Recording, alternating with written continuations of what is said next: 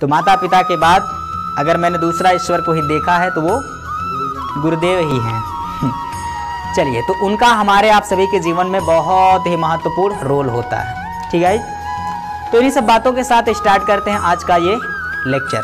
ठीक है, पिछले लेक्चर में हम लोगों ने क्या पढ़ा था? प्रश्नावली 3F के लास्ट क्वेश्चन नंबर 15 तक हम लोगों ने सॉल्व कर लिया था और उसी के साथ 3F का समापन हो गया था। 3F के समापन के बाद आज हम लोग चर्चा करने वाले हैं प्रश्नावली 3G के पहले और आगे आने वाले प्रश्नों को। ठीक बात है? तो बच्चों, सीधी बात, नो बकवास, स्टार्ट करते हैं आज का ये लेक्चर, और वो भी पूरे कॉन्सेप्ट के साथ, because concept is the power of knowledge. ठीक है, आइए देखते हैं प्रश्नावली 3G का क्वेश्चन क्या है। निम्नांकित कथन को समीकरण द्वारा अभिव्यक्त कीजिए। इसमें कहा गया है एक पिता की आयु, क्या? एक पिता है जिनकी आयु अपने पुत्र की आयु से 4 गुनी है। 7 वर्ष बाद पिता की आयु पुत्र की आयु की 2.5 गुनी हो जाएगी। ठीक है, तो इसके लिए आपको क्या है? अज्ञात चर राशियों के रूप में आपको पिता और पुत्र की आयु को देखने को मिलेगा। तो सबसे पहले क्वेश्चन नंबर 1 का सॉल्यूशन हम आपके सामने रखते हैं। उसके लिए हम लिखेंगे माना पुत्र की आयु, माना पुत्र की आयु कितना है बाबू? कोई x या y वर्ष मान लीजिए। ठीक है, अब ये जो पुत्र की आयु है, कहा गया है पिता की आयु, पिता की उम्र। ठीक है, पुत्र की उम्र का कितना गुना है? 4 गुना। मतलब अगर बेटा 10 साल का है तो उसके पप्पा कितने साल के होंगे? 10 गुणे 4 यानी 10 चौके। ठीक है, अगर बेटा 15 वर्ष का है तो पिताजी कितने के होंगे? 15 का 4 गुना, 15 चौके। ठीक है, और अगर पुत्र x वर्ष का है तो पिता की उम्र कितनी होगी? बोलो। तो पिता की उम्र को बाबू आप आयु कह देंगे तो कोई दिक्कत वाली बात है क्या? तो पिता की उम्र हो जाएगी। अगर बेटी की उम्र कितना है, यहां मैं बराबर लिख देता हूं, बेटी की उम्र बराबर x वर्ष। ठीक है, तो पिता की उम्र कितनी होगी? x का 4 गुना। कितना हो जाएगा लल्ला? नहीं होगा। अगर बेटा 10 साल का है तो पिताजी 10 गुणे 4 40 वर्ष के, और अगर बेटा 15 साल का है तो पिताजी 15 गुणे 4, और अगर बेटा x वर्ष का है तो पिताजी 4 गुणे x। होंगे कि नहीं होंगे? नबीउल्लाह, समझ में आ रहा है? नहीं समझ में आ रहा है? आ रहा है। फिर देखो, ठीक है, 4 गुणे x। क्लियर हुआ कि नहीं हुआ? अच्छा, अब आगे चलेंगे। तो अब देखिए, अगर मैं आपसे कहूं, देखना बाबू, अगर इस समय कोई लड़का 10 वर्ष का है तो 7 साल बाद कितने वर्ष का होगा? 13 वर्ष का। 10 प्लस, जब बाद कहा जाएगा तो उसमें हम क्या करेंगे? और जब पहले कहा जाएगा तब? तो अगर कोई लड़का इस समय 10 वर्ष का है तो 7 साल बाद कितना होगा? 10 प्लस। अब एक दोनों संख्याएं, इसलिए 10 और 7 कितना हो जाएगा? 17 होगा कि नहीं होगा? दूसरी बात, अगर कोई लड़का 15 वर्ष का है तो 7 साल बाद कितने वर्ष का होगा?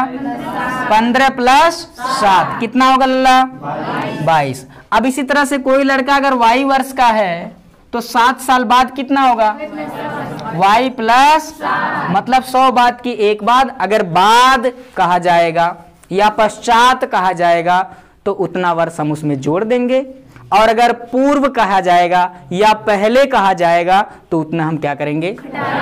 ठीक है, मान लिया जाए इस समय हमारी उम्र 30 वर्ष है। कितना? 30 वर्ष। अब मान लिया जाए क्या? ठीक है, कि अगर इस समय मेरी उम्र 30 वर्ष है बच्चा लोग, तो 5 साल बाद 30 प्लस, और अगर कहा जाए कि 5 साल पहले कितना होगा तो 30 माइनस। समझ में आया कि नहीं? बाद या पश्चात कहा जाएगा तो जोड़ेंगे, और पहले या पूर्व कहा जाएगा तो इतनी बात अगर आप लोग ध्यान में रखेंगे तो आयु संबंधी जितने प्रश्न हैं सारी क्लैरिटी आपको मिलने वाली है। ठीक है, और इसके बाद तकरीबन 50 क्वेश्चन का, 50 कंपटीशन के क्वेश्चन का मैं क्या करने वाला हूं? आपको सीरीज देने वाला हूं, साथ ही साथ उसका भंडारा भी करेंगे। ठीक है, बस बने रहिए आप लोग मेरे साथ यूं ही तन मन और धन से गधा कहीं का। चलो, तो अगर इस समय कोई लड़का x वर्ष का है तो 7 साल बाद कितना होगा? x प्लस, अरे बाबू x प्लस 7 होगा। अगर वर्तमान उम्र x है 7 साल बाद x प्लस, ठीक है। तो अगर बेटा बढ़ेगा तो बाप भी तो बढ़ेंगे कि वो उतने उम्र के पड़े रहेंगे, वो भी बढ़ेंगे। अगर इस समय पप्पा 4x वर्ष के हैं तो 7 साल बाद कितने होंगे? 4x plus. तो यहां मैं लिखता हूं प्रश्नानुसार। क्या करता हूं लल्ला? सबको दिखाई दे रहा कि नहीं? प्रश्नानुसार 7 वर्ष बाद लिख रहा हूं मैं। 7 वर्ष के बाद, 7 वर्ष के बाद पुत्र की आयु कितनी होगी? अगर इस समय x के हैं तो 7 साल बाद कितना होगा? x प्लस 7 वर्ष। क्या मैं गलत लिख दिया? क्या समझ में आया कि नहीं आया? अच्छा, 7 वर्ष बाद ये पुत्र की उम्र है तो 7 वर्ष बाद, 7 वर्ष के बाद पिता की भी उम्र तो कुछ बड़ी होगी। कितना बड़ा होगा? 7 वर्ष बाद पिता की आयु, क्या आयु? अगर इस समय 4x वर्ष के हैं तो 7 साल बाद कितना होगा? 4x plus 7। इतने वर्ष के होंगे कि नहीं होंगे? कोई गलत लिख दिया क्या? सबको समझ में आया? अब उसके बाद अगले कथन में कहा गया कि 7 साल बाद जो पिता की उम्र है, 7 साल बाद जो पिता की उम्र है, पुत्र की उम्र की 2.5 यानी 2.5, और 2.5 को लिख सकते हैं 5/2। ठीक है। तो पुनः प्रश्नानुसार मैं लिखता हूं। पुनः प्रश्नानुसार आपको यहां पर मिलेगा कि जो पिता की उम्र है, पिता की उम्र ये है 7 साल बाद, यानी पिता की उम्र, पिता की जो उम्र है यानी ये, और पुत्र की उम्र जो है यानी कि ये। समझ पा रहे हैं? कहा गया है पिता की उम्र पुत्र की उम्र की 2.5 गुना, 2.5 गुना यानी 5/2 गुना। तो ये पिता की उम्र जो है ये पुत्र की उम्र का कै गुना? 2.5। 2.5 को लिख सकते बोलते हैं 2.5, और 2.5 को लिखते हैं 5 का आधा यानी 5/2। कोई दिक्कत वाली बात? ठीक है। तो ये पिता की उम्र पुत्र की उम्र का कै गुना? 2.5 गुने के क्या है? बराबर है। समझ में आया? समीकरण एक मिलेगा कि नहीं मिलेगा?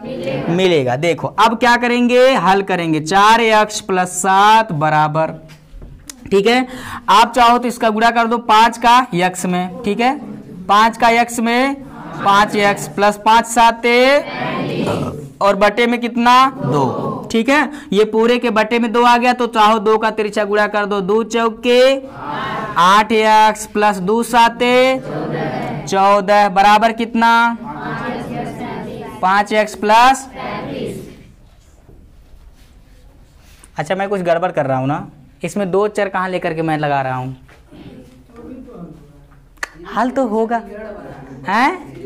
सिर्फ समीकरण बनाना ना, तो 2 चर लेकर के तो हल करना चाहिए। हो चलिए। अच्छा, अब क्या होगा? 8x प्लस 5x इधर आएगा माइनस 5x, ठीक है। उधर 35 प्लस 14 उधर जाएगा माइनस 14, ठीक है। तो x का मान निकल जाएगा। 8x माइनस 5x कितना होगा? 3x बराबर 35 माइनस 14 कितना होगा? है 21। x बराबर 21/7, x बराबर, अच्छा 21/3, 3 7 x बराबर 7। यानी बेटा कै साल का और पप्पा कै साल के? 7 चौके 28 साल के पापा। ओहो, लेकिन देखो ये आंसर अपना गलत है। पूछो क्यों? क्योंकि प्रश्न में कहा गया है कि बीजगणितीय कथन एक समीकरण बनाकर आप छोड़ दीजिए। हम लोगों ने हल कर डाला। समझ रहे हैं? नहीं समझ रहे हैं? ठीक है। तो सिर्फ ये आंसर हो सकता है। समझ रहे हैं? नहीं समझ रहे हैं? ये सिर्फ आंसर होगा, क्योंकि उसने कहा है सिर्फ समीकरण क्या करो? समीकरण बनाइए। युगपत समीकरण ये बन गया, बस इतना ही आपको आंसर है। लेकिन अगर आपसे क्वेश्चन कर लिया जाता कि पिता की उम्र क्या होगी, पुत्र की उम्र क्या होगी, तो उसको हम कैसे आगे हल करते, ये आपके सामने दिख रहा है। ठीक है। तो x का मान कितना आ गया? 7। अतः पुत्र की उम्र कितनी वर्ष हो गई? 7 वर्ष। तो पप्पा की उम्र कितनी होगी? बोला ना। पिता की उम्र कितनी होगी लल्ला? ठीक है। 4 गुणे x है और 4 गुणे x का मान 7, 7 चौके 28 वर्ष। बाप रे, इतना गड़बड़ कैसे आ सकता है भाई, है कि नहीं है? पिता 28 साल के और पुत्र उनके 7 साल के। तो क्वेश्चन नंबर 2 देखिए, उसमें कहा एक भिन्न है। क्या है? एक भिन्न है। तो सबसे पहले आप लोग भिन्न को मानेंगे। मैं लिखता हूं, माना भिन्न कितना है लल्ला? x बटा y है। मान लीजिए कि भिन्न क्या है? x बटा y है। अब प्रथम शर्त के अनुसार, है ना, प्रथम शर्त के अनुसार या प्रथम शर्तानुसार, पहले शर्त के अनुसार क्या कहा गया बच्चों? अगर अंश और हर दोनों में एक जोड़ दिया जाए, ठीक है। तो ये जो भिन्न आपको दिख रहा है x बटे वाई, क्या दिख रहा है? x बटे वाई। अगर अंश में भी हम एक जोड़ दें और हर में भी हम एक जोड़ दें, मैं उतना ही कर रहा हूं जितना प्रश्न में हमसे आपसे कहा गया है, ठीक है। तो ये जो भिन्न है x बटा वाई, अगर कह रहा कि अंश और हर दोनों में प्रत्येक में एक जोड़ दिया जाए, तब इस भिन्न का जो मान है बच्चों, ये 5/6 के बराबर हो जाता है। सही है, देखना जरा, 5/6 के बराबर हो जाता है या 5/6 हो जाता है। अब यहां से आप लोग इसको आसानी से क्रॉस मल्टीप्लिकेशन यानी तिरछा गुणा से गुणा कर सकते हैं। यानी x + 1 का गुणा 6 में होगा, तो x + 1 डायरेक्ट कर दें क्या? लो जी, ठीक है। 6 का x में और प्लस है तो 6 का 1 में 6 1 का बराबर 5 का y में, ठीक है। +5 का +1 में +5 1 का, नहीं समझ में आया? सोनू समझ में आया क्या? पक्का समझ में आ गया? दीपक, विवेक, अंकित, असलम, नबीउल्लाह, समझ में आ रहा है? पक्का, कोई शक? अब देखो क्या करेंगे, अब इसको समीकरण बनाइए। ये है 6x + 5y को इस पार लाइए, बराबर के उधर है +5y, बराबर इधर लाएंगे, कितना होगा? +5y इधर आएगा बाबू, -5 बराबर उधर कौन है? अरे बोलना रे, +6 उधर जाएगा, चार्जिंग करना पड़ता है क्या आप लोग को बोलकर? तो ये हो जाएगा 6x - 5y बराबर +5 - 6, कितना होगा? सही है क्या सोनू? गोविंद, ये +5 - 6, ये बेटा प्लस है, ये माइनस, अलग अलग चिन्ह है तो क्या होंगे? घटेंगे कि जुड़ेंगे? घटेंगे, ठीक है। 5 और 6 दोनों का अंतर, यानी 6 में से 5 को घटाएंगे तो 1 बचेगा, लेकिन 6 बड़ा होता है तो 5, 6 बड़ा होता है ना, जो बड़ा होता है उसी का कहना मानते हो, उसी का बात मानते हैं। तो जो बड़ा है उसी का चिन्ह मानिए, क्या है? माइनस। लो जी, एक समीकरण आपको मिल करके बन करके गर्मा गर्म क्या है? तैयार है। बोलो, बात समझ में आया? अब आगे आपको भिन्न का मान नहीं निकालना है, मतलब इस समीकरण को हल करने की जरूरत नहीं पड़ेगी, समझ रहे हैं ना। वो सिर्फ कह रहा है कि समीकरण बना के छोड़ दो। वो जानता है कि आप लोग थोड़ा सा आलसी हैं। क्या है? आलसी हैं। Very good. लेकिन वो जानता है कि सर जी आलसी नहीं है, खतरनाक, मतलब खतरनाक मतलब अच्छे आदमी, ठीक है। ये तो प्रथम शर्त के अनुसार हो गया लल्ला। बात समझ में आ रहा है कि नहीं? आ गया कि आ रहा है? आ गया, ठीक है। चलो अब दूसरे शर्त अनुसार देखते हैं। दूसरे शर्त के अनुसार, तो हम कहेंगे दूसरे शर्त अनुसार। दूसरे शर्त में क्या कहा है बच्चों? अगर भिन्न के अंश और हर प्रत्येक में से एक घटा दे, क्या करें? एक घटा दिया जाए, ठीक है। तो ये रहा भिन्न आपका x बटा y। अब उसमें से कहा है प्रत्येक में से एक घटा दिया जाए, मतलब पिछली बार कहा था जोड़ने को और अब की बार कह रहा है घटाने। तो ऊपर से भी एक और नीचे से भी एक, यानी अंश में से और हर में से हम लोगों ने एक घटा दिया। तो उसने कहा है भिन्न का मान 4/5। देखना सही है, 4/5। तो ये किसके बराबर आ जाएगा लल्ला? 4/5। अब बस अब आपको क्या करना है? पुनः तिरछा घुड़ा, ठीक है। 5 का x में 5x -5 1 का बराबर 4 का y में, फिर 4 का -1 में। बोलो, बात समझ में आता है कि नहीं आता है? पक्का? अच्छा, अब ये 4y को इधर लाओ, पीप, ठीक है। ये 5x + 4y इधर आएगा, -4, ये -5 को उधर ले जाओ, +5, यानी अक्षर अक्षर वालों को एक तरफ, संख्याओं को एक तरफ। ठीक है, -5 उधर जाएगा तो +5 और आगे कौन है -4। एक लाइन यहाँ लिख दे तो किसी को कोई दिक्कत? 5x - 4y +5 - 4 अलग अलग चिन्ह है तो घटेगा, 5 में से 4 घटेगा, 1 बचेगा। 1 प्लस में भी हो सकता है, माइनस में भी हो सकता है। बड़े का कहना मानोगे कि छोटे का? बड़ा कौन है? तो 5 का चिन्ह प्लस है कि माइनस? प्लस है।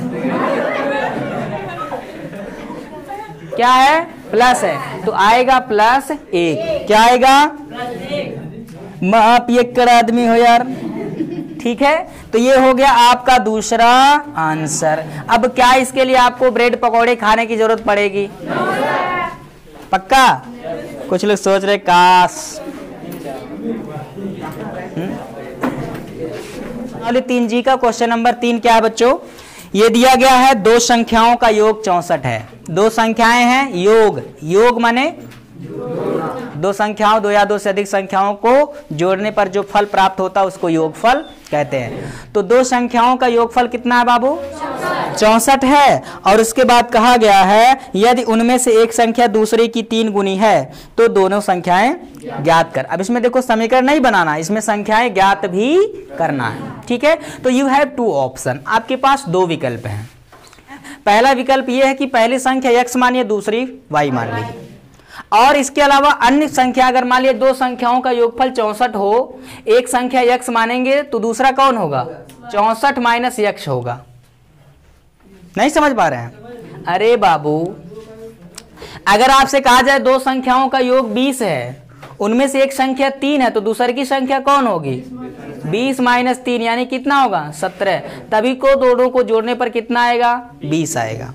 तो ये आपके पास तरीका है। अगर 2 संख्याओं का योगफल 64 दिया गया है, पहली संख्या अगर आप x मानोगे तो दूसरी जो होगा 64 - x होगा। अब इसके आधार पर भी आप लोग उस क्वेश्चन को सॉल्व कर सकते हो।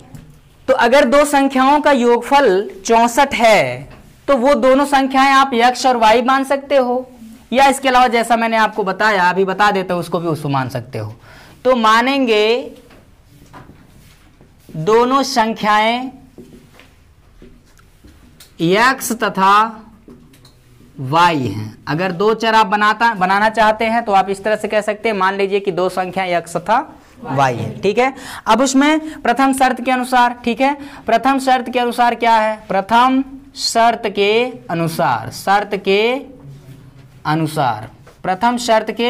अनुसार जो आपको मिलेगा वो क्या?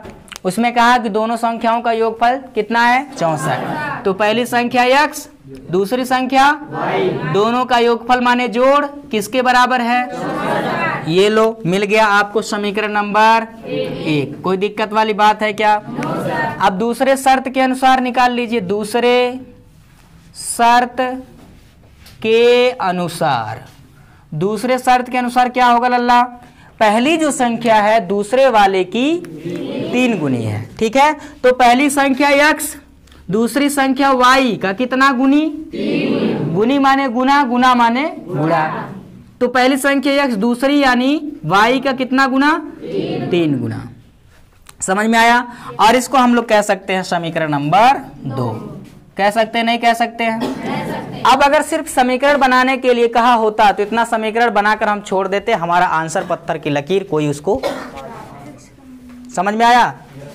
अच्छा, अब इसके बाद सीधे आप क्या कर सकते हो बच्चों? प्रतिस्थापन विधि का नाम सुने हो? इसको आप कह सकते हो x का मान y की, कह सकते हो? तो x का यह मान ले जाकर अगर हम लोग समीकरण में रख देंगे तो कोई दिक्कत होगी क्या? तो हम क्या लिखते हैं साहेब? मैं लिखता हूं समीकरण 1 से। कहां से लल्ला? समीकरण 1 से x का मान कहां रखेंगे? हाँ, ये गड़बड़ हो गया। समीकरण 2 से x का मान समीकरण 1 में रखने पर। ठीक है, समझ में आया? तो अब रखिए, देखो जहां x है वहां क्या रखेंगे? जहां x है वहां कितना? तो ये जहां x है उसकी जगह पर हम लोग लिखेंगे 3y। आगे कौन है? प्लस y बराबर 64 प्लस 3y प्लस 1y कितना प्लस 4y बराबर कितना y का मान निकालना है 4 यहाँ गुणा में है 4 को पक्षांतर करोगे कि नहीं करोगे बोलो ना अगर 4 को पक्षांतर करोगे तो बटे में आएगा 4 किसके बटे में 64 के बटे में 4 इधर कौन बचा कौन बचा ठीक है 64 में अगर आप 4 से भाग नहीं करना जानते तो समझ लीजिए कि गड़बड़ है। अब जिसको भाग नहीं करना वो जाके अपनी हाँ तो क्या चौके 64 लो जी मुबारक हो y का मान कितना आ गया लल्ला 16 आ गया कितना आ गया बोलो बात समझ में आया y हम लोगों ने क्या माना था दूसरी संख्या तो एक संख्या तो मिल गई दूसरी संख्या कौन होगी तो अब यक्ष y बराबर कितना y बराबर 16 किस समीकरण में रखेंगे समीकरण में एक में रखो चाहे 2 में रखेंगे कोई दिक्कत वाली बात है क्या तो अब y बराबर 16 समीकरण नंबर 2 में रखने पर समीकरण 2 आप लोग को दिख रहा है यहाँ है x बराबर 3 गुणे y का मान कितना 16 तिया 32 48 16 तिया 48 लो जी ठीक है अतः दो संख्याएं कौन प्राप्त हो गई अतः दो संख्याएं कौन होंगी 48 तथा 16 होंगी कोई दिक्कत वाली बात है क्या अब ठीक है हरिंदर बाबू सही है कोई दिक्कत वाली बात चलो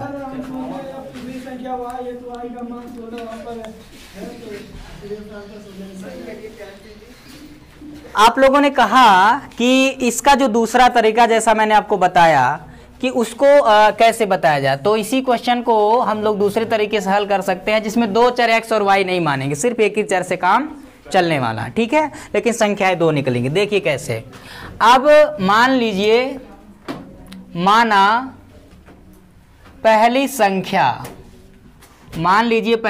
कितनी है x है तो दूसरी संख्या कौन होगी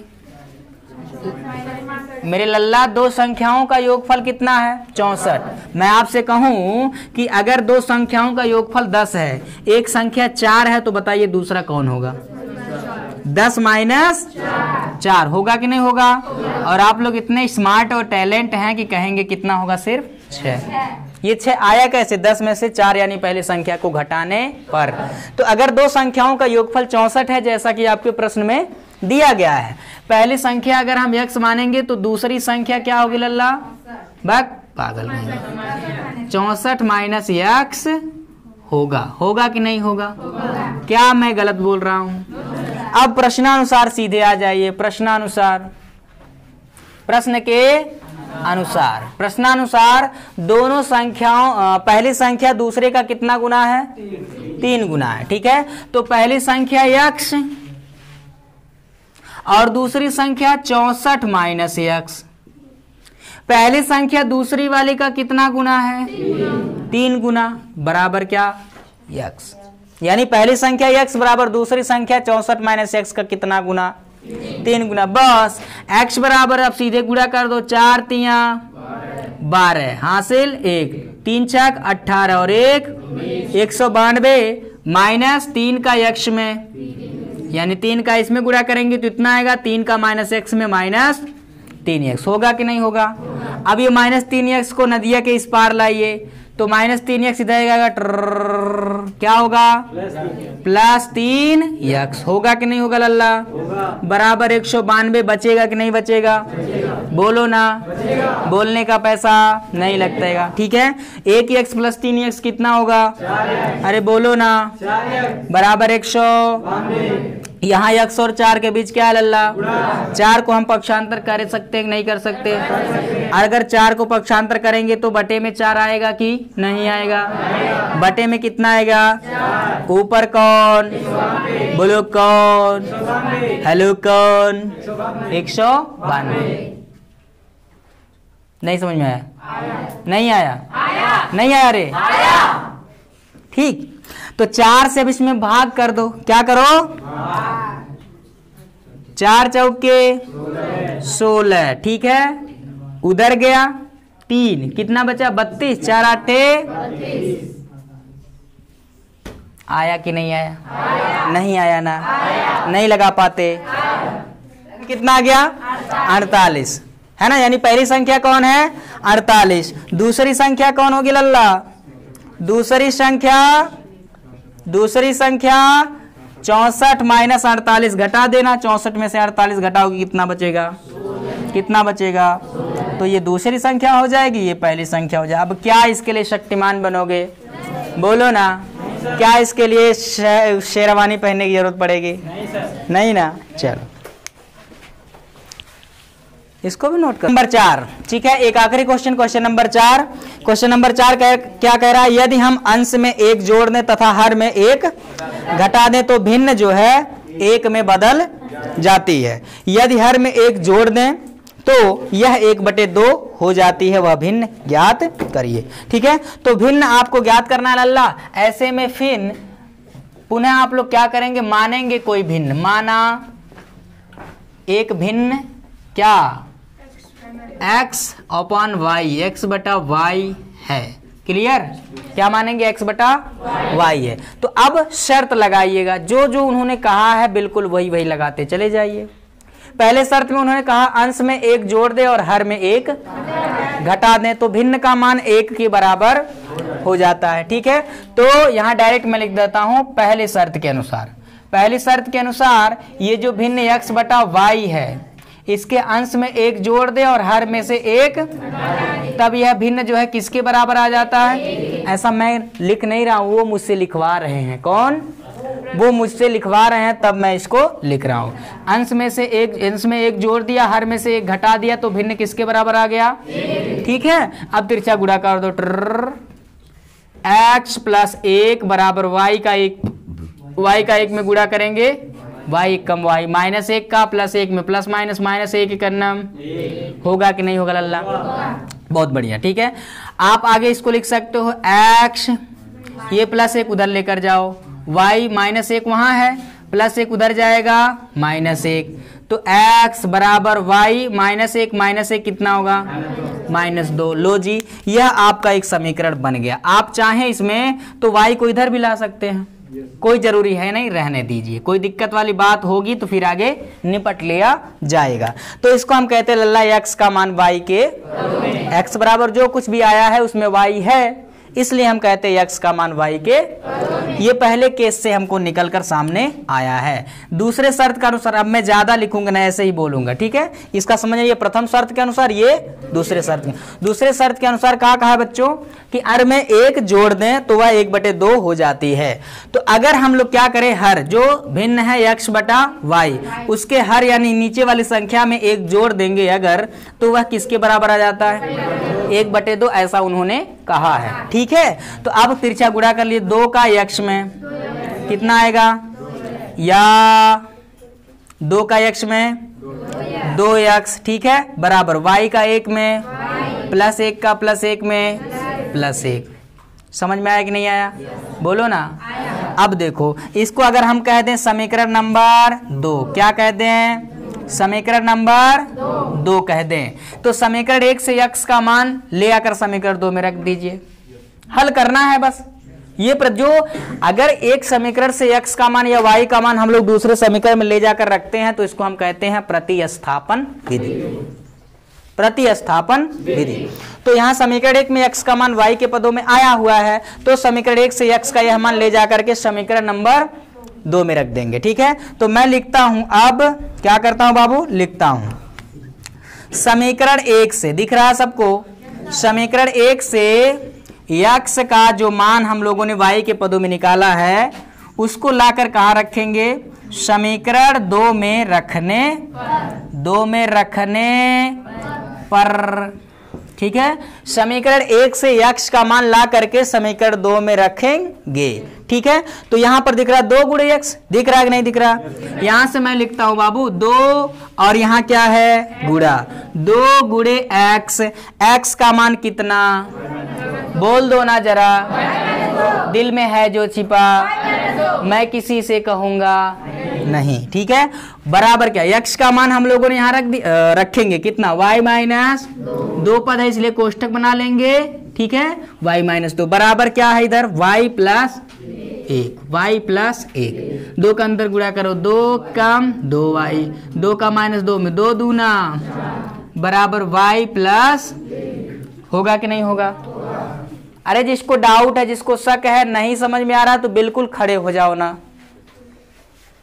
तो y का मान निकालो बच्चों, ये प्लस y को उधर ले आओ, ये 2y प्लस y इधर आएगा माइनस y बराबर -4 उधर ले जाइए, उधर कौन है +1, -4 उधर जाएगा +4, दिखाई दे रहा है। 2y में से 1y घटा दीजिए, सिर्फ 1y बराबर 1 + 4, मुबारक हो, शुभ शुभ अंक आ गया, शुभ शुभ अंक आ गया, y बराबर, ये आंसर थोड़ी है, y का मान निकल गया, ठीक है। अब y के इस महान मान को ले जाकर के समीकरण 1 में चाहे 2 में चिपका दीजिए, किस में रखा जाए।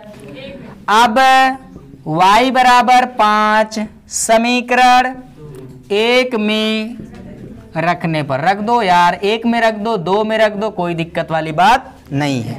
दिख रहा समीकरण 1 यहाँ है, x बराबर y माइनस 2, तो x बराबर y का मान कितना 5 माइनस 2, x बराबर 5 में से 2 जाएगा, कितना आएगा, तो ये लो x का मान, x जो था बच्चों ये भिन्न का कौन है, अंश है, और y कौन है, हर है। अतः परिमेय संख्या या भिन्न, अतः भिन्न कौन होगा बताइए, x बटा y, क्या x बटा y, x का मान कितना और बटे y का मान कितना 5 है। बताइए क्या ये हार्ड है क्या, इसके लिए आप दिन रात एक करने की जरूरत है, बोलो बिल्कुल नहीं, ठीक है। नोट करो फटाफट क्वेश्चन नंबर 4। सो बच्चों इसी क्वेश्चन नंबर 4 के सॉल्यूशन के साथ आगे वाले क्वेश्चन को आप सभी हल करने के लिए निरंतर प्रयासरत रहिए। अगले वाले लेक्चर में शेष बचे हुए आगे क्वेश्चन को हम लेकर के आपसे सामने होते हैं हाजिर। तब तक के लिए आप सभी हमें दीजिए इजाजत। जय हिंद, जय भारत।